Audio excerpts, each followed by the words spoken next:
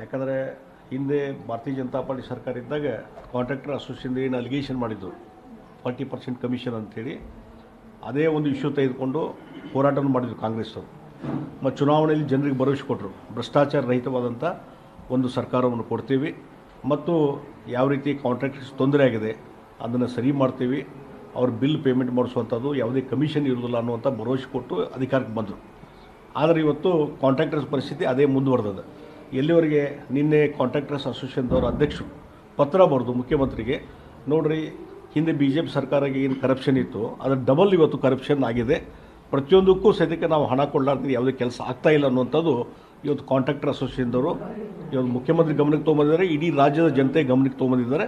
ಅದಕ್ಕಾಗಿ ನಾನು ಹೇಳ್ತೀನಿ ಸಿದ್ದರಾಮಯ್ಯನವರಿಗೆ, ನೀವು ಭಾಳ ಭ್ರಮೆಯಲ್ಲಿದ್ದೀರಿ ಮತ್ತು ನಿಮ್ಮ ಆಡಳಿತ ವ್ಯವಸ್ಥೆ ಕಂಪ್ಲೀಟ್ ಕೊಲ್ಯಾಪ್ಸ್ ಆಗಿದೆ ಮತ್ತು ಹಣಕಾಸಿನ ನಿರ್ವಹಣೆ ಕಂಪ್ಲೀಟ್ ಕೊಲ್ಯಾಪ್ಸ್ ಆಗಿದೆ. ಆರ್ಥಿಕ